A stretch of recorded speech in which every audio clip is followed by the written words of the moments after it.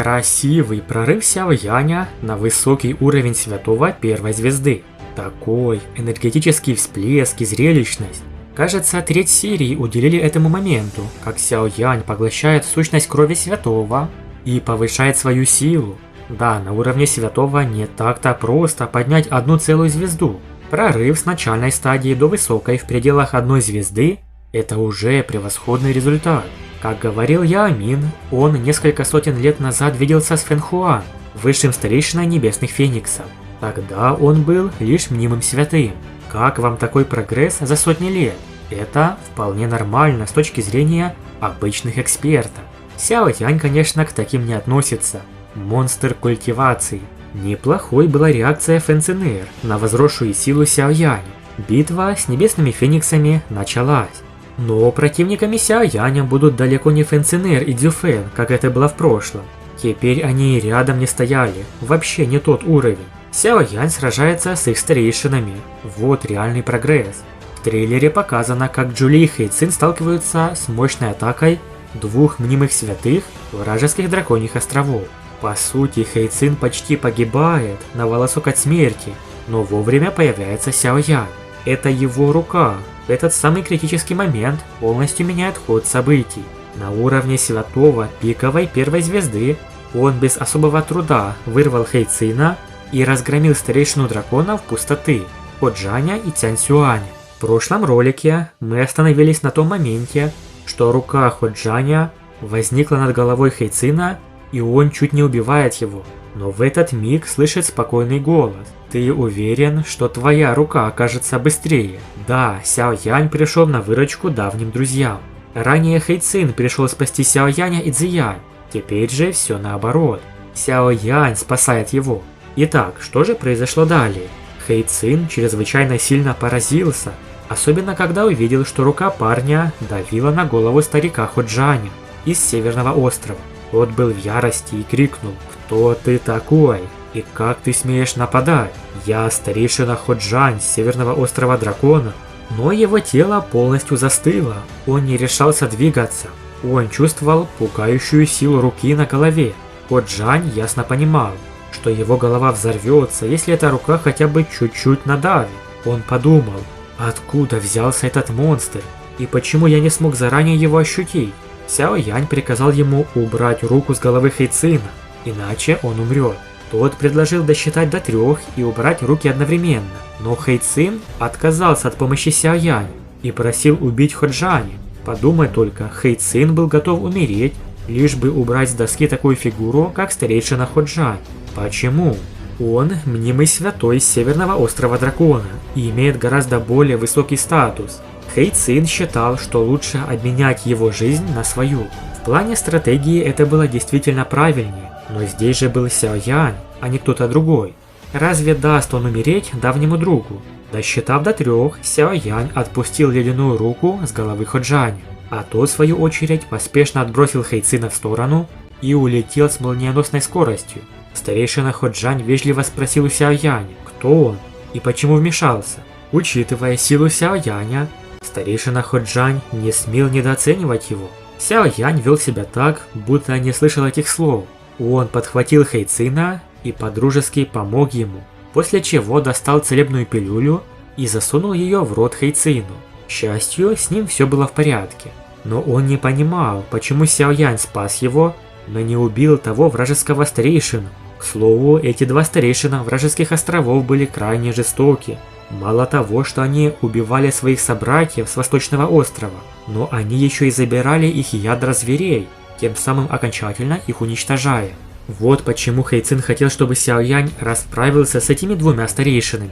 По его мнению, обмен его жизни на жизнь мнимого святого стоил того. Второй старейшина Цянь-Сюань, что в это время сражался с Джули, тоже заметил присутствие Сяо Янь.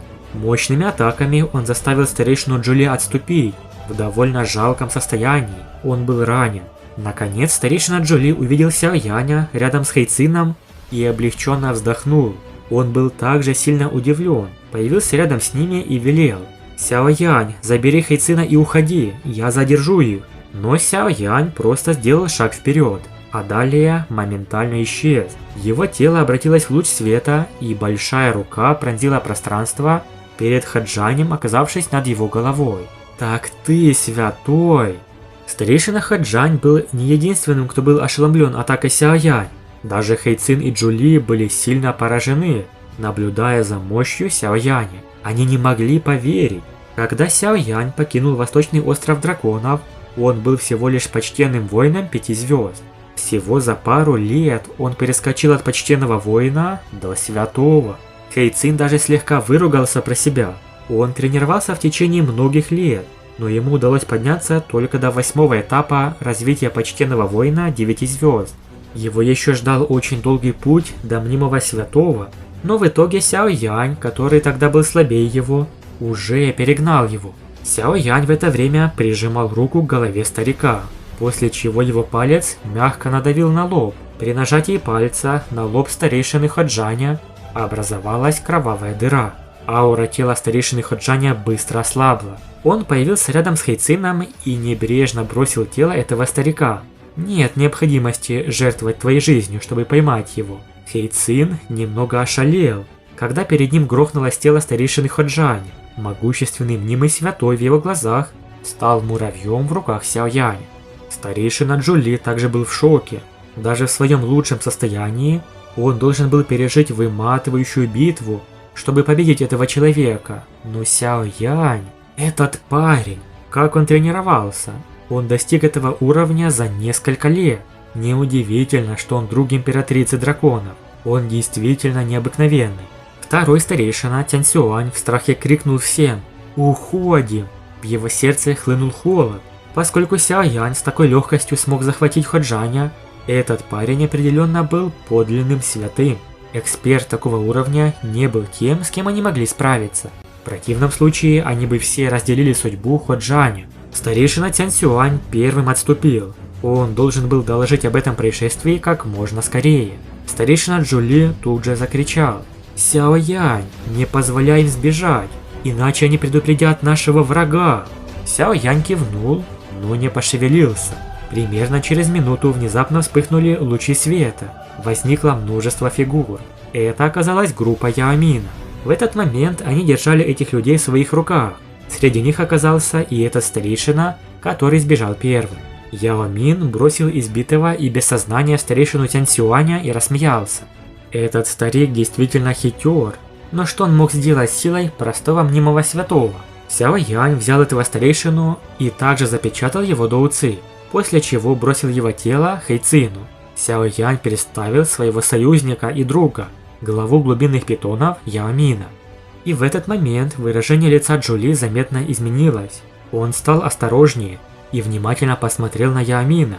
До этого по миру ходили слухи, что 3 великих острова драконов отправили людей, чтобы договориться о сотрудничестве с этим племенем и с его помощью подавить восточный остров Цзэянь.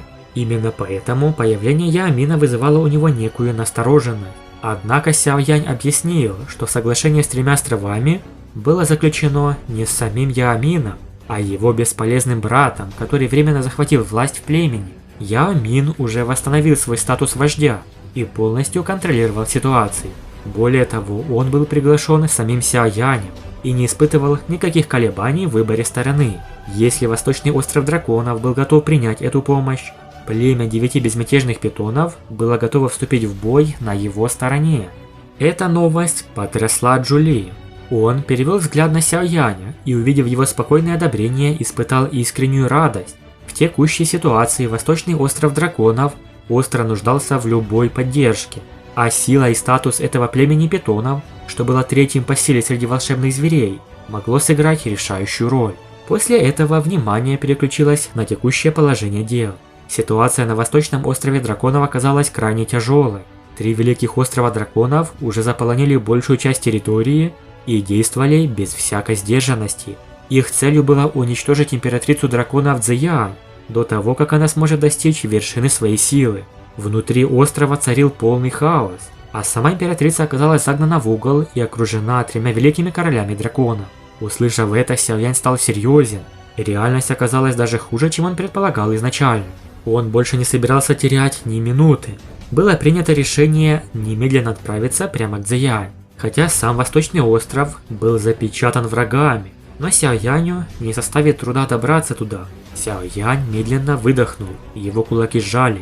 Какими бы могущественными ни были три великих короля драконов, он не мог и не собирался оставаться в стороне. Цзэянь была для него слишком важна, чтобы позволить этой битве завершиться без его участия. Но сперва Сяо Яню нужно пробиться к Цзэянь, сквозь мощных врагов, среди которых были и святые. Например, первый старейшина драконов. Рассмотрим это в дальнейшем. Большое спасибо за просмотр. Напишите в комментариях, как вам такое спасение Хэйцина и Джули со стороны Сяо Яня. Подписывайтесь на канал, ставьте лайк и всем пока.